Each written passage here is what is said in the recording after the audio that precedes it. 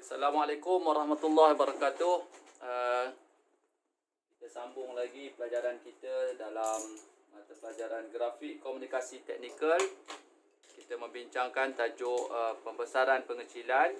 Pembesaran pengecilan, tajuk ni dalam tingkatan 4. Tingkatan 4. Jadi hari ini kita akan cuba buat soalan nombor 14 muka surat 36 daripada buku kerja Local Fabrication. Soalan nombor 14. Jadi untuk soalan nombor 14 ni kita akan bincang, tengok baca dulu soalan. Rajah 12 menunjukkan pencontoh ABCDE, ni pencontoh dia. Kecilkan pencontoh mengikut nisbah luas 3:4. Jadi dalam soalan ini kita kena buat apa? Kita kena kecilkan lukisan jadi kecil. Tetapi pada hari ini kita akan kecil dengan kaedah nisbah luas yang berbeza dengan kaedah nisbah sisi. Kita tahu dalam pembesaran pengecilan ada dua kaedah, iaitu kaedah nisbah luas, yang kedua ialah nisbah sisi. Berapa nisbah dia bagi? 3:4. Jadi bila kecilkan 3 itu yang baru, 4 ialah asal. 4 asal, 3 yang baru. Bermakna 3:4 kita kecilkan menjadi 3 bahagian daripada 4 bahagian. Okey, tanpa kita sembang panjang-panjang, kita teruslah lukis. Kita nak buat amali hari ni melukis. Sebelum tu nak set dua kertas, okey tak? Okey. Okeylah. Cikgu okeylah tu. Okey. Jadi kita akan melukis. Okey, dalam melukis kaedah pembesaran pengecilan nisbah luas, dia beza dengan nisbah sisi. Tengok cikgu buat ya. Pertama sekali kita cari dulu pusat pembesaran. Okey, sekarang ni kalau E, saya pilih A lah pusat pembesaran. Saya pilih A pusat pembesaran, maka saya kena extendkan dahulu garisan EA ni. Saya extend, saya panjangkan, tambah garisan tu ke belakang. Okey, saya tambah ke belakang. Jadi, di bahagian belakang ini saya nisbahkan kepada 4 bahagian yang maksimum. Kalau 3:5, nisbahkan 5. Kalau 4, nisbah 4. Paling banyak kalau kan 2:3, nisbah 3. Jadi A ke belakang ni saya akan nisbahkan kepada 4 bahagian. Macam mana nak nisbah, cikgu? Okey, kita cuma bahagikan garisan ni dengan ukuran yang sama, 4 bahagian yang sama. Okey. Kalau 4 bahagian sama, saya nak pilih apa Saya nak pilih 2 cm. 2 cm satu bahagian. Kosong. Mesti tengok elok di atas A.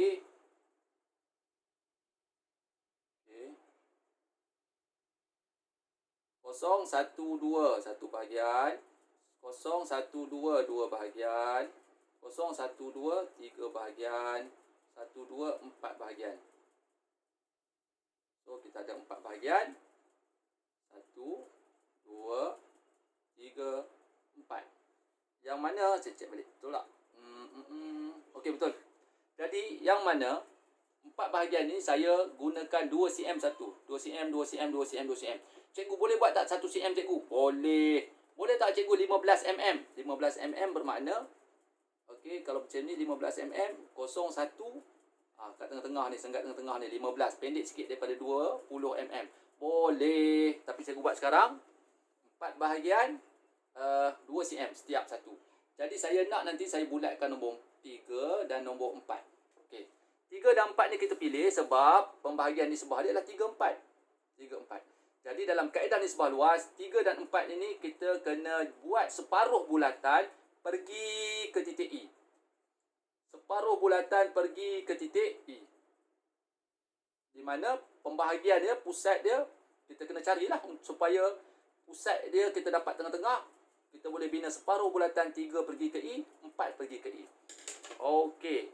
Kalau nak buat separuh bulatan, kita kena bisect. Bahagi 2. Okey, E dengan 3 dulu. Ukur lebih pada separuh, kita plot atas, plot bawah. Ukuran tu jangan ubah. Jangan ubah ukuran. Plot atas, plot bawah, plot atas. Alamak.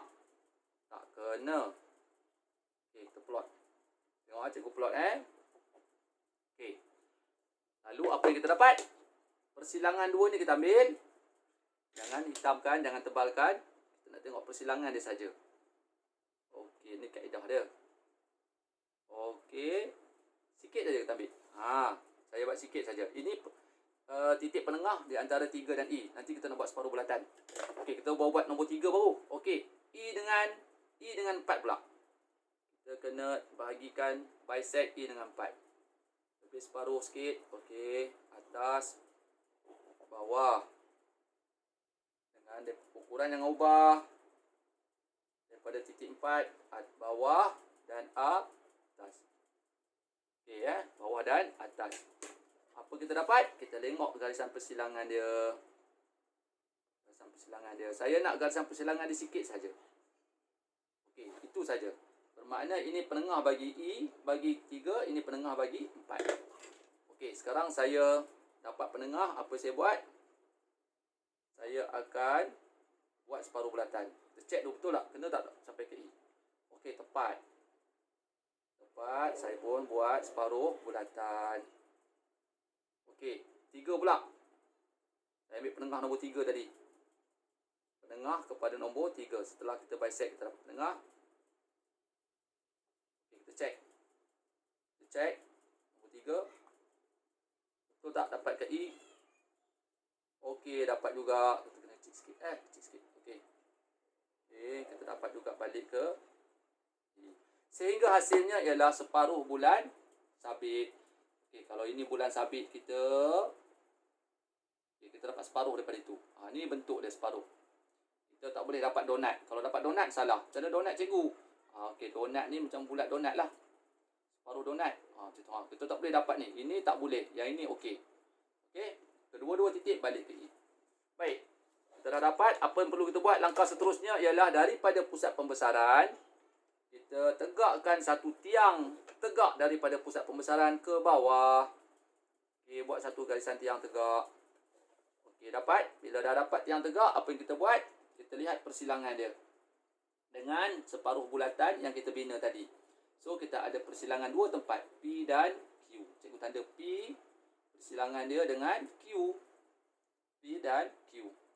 Okey, kenapa kita perlu P dan Q, cikgu? Tujuan kita nak dapatkan titik yang pertama. Kalau di sini E, kita nak dapatkan E prime kita. Okey, kita nak dapatkan E prime. Macam mana nak dapat E prime? Okey, kita kena selarikan. Ini kaedah seterusnya. Kaedah seterusnya, kita ingat hadam kaedah dia. Okey, kalau kita nak dapatkan pengecilan, Q kita sambung ke E dulu. Q kita sambung ke E. Okey. Dan kita selarikan daripada P. Kita akan dapat E prime yang baru. Okay. Q sambung ke P. Q sambung. Dapat betul. Kemudian kita selarikan. Ada rel, ada kereta api. Bila kita selarikan, nampak cikgu gelangsarkan melalui titik P. Okey. Bila melalui titik P, kita selarikan, kita akan dapat E prime yang baru. So, cikgu dah dapat E prime yang baru. Apa E prime ni cikgu? E prime ni ialah titik yang baru selepas pengecilan dengan nisbah luas 3/4. Ni kaedah nisbah luas. Jadi kita dapat P dan Q tadi. Q sambung ke E. Kita selarikan P, kita dapat E prime. Baik cikgu, kalau kita nak buat pembesaran cikgu. Kalau pembesaran, kita kena extendkan di bahagian depan. Okay. Bahagian belakang ni kaedah yang sama. Tetapi P ini kita sambung ke E. Bila P kita sambung ke E, ini kita sambung ke E, kita sambung. Cuba kalau putus-putus sambung. Dan kita selarikan dengan Q. P sambung ke E. Dan kita selarikan dengan Q. Bila kita sambung Q, kita akan dapat titik jatuh di hadapan. Ini E prime kalau pembesaran. Tapi disebabkan pengecilan, macam cikgu buat tadilah. Itu dia beza di antara pembesaran dan pengecilan bagi kaedah nisbah luas. Kalau pembesaran, kita jatuh depan. P sambung ke E. Q kita selari. Tapi kalau pengecilan, Q yang sambung ke E. Q sambung ke E. P yang kita selarikan. Kita dapat E prime. Okey cikgu. Bila dah dapat ini, macam mana nak buat cikgu? Kita akan cari titik seterusnya. D prime, C prime, B prime. Sama macam kaedah dalam pembesaran nisbah sisi. Bila dah dapat titik yang pertama, kena lalui 2 step. 2 langkah. Apa 2 step ni? 2 steps. Pertama, mesti ada pancaran dari pusat pembesaran. Ini mesti kena lalui ni, pusat pembesaran. Mana pusat pembesaran cikgu? A. 2. Mesti selari sisi asal. Selari sisi asal. Okey. Baik, kita nak buat benda yang kita dah tulis tadi. Okey. Kita go through. Pertama, pancaran dari pusat pembesaran. Pancaran dia daripada pusat pembesaran dia A, pusat pembesaran mesti pancarkan melalui titik D. Kemudian buat apa? Kita selarikan. Itulah kita buat sampai habis. ED asal. Bila kita selarikan yang baru, ED ia asal. Bila kita selarikan yang baru, okey, selarikan, jatuh di atas pembesaran pancaran kita, itulah D prime. Begitu juga untuk dapat titik C, kita kena pancarkan daripada pusat pembesaran. Ini pusat pembesaran ialah A. Kita kena pancar, dah ada garisan pancaran. Lepas tu kena buat apa cikgu? Kena selarikan dengan sisi asal. DC asal. DC asal ni sama macam di sebelah sisi.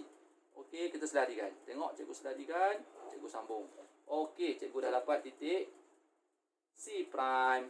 Okey, garisan pancaran AB dah ada. Okey, kita selarikan saja di sini. Untuk bahagian penamat ni kita selarikan saja. Mana nak mudah selari ni? Belit-belit dengan cikgunya baris ni. Okey. Ikutlah mana yang awak mudah. Okey. Tengok. Okey, ni asal. CB asal. Saya selarikan melalui C prime. Kemudian saya dapat titik B prime. Okey, lepas itu apa kita buat? Kita hitamkan keseluruhan. Daripada tapak-tapak je sekali kita hitam. Jangan tak hitam ni. Ni pelajar selalu lupa ni. Okey, 1. E prime, D prime. D prime, C prime. Dan C prime, B prime. Okey, dan terakhir B prime, A. B prime, A. Okey, alhamdulillah. Kita dah selesai menjawab soalan yang ini. Dan murid-murid boleh cuba dan boleh rujuk. Tengoklah ulang kali. Pertama sekali di bahagian awal ini yang berbeza dengan kaedah nisbah sisi. Okey, kita jumpa lagi. Assalamualaikum.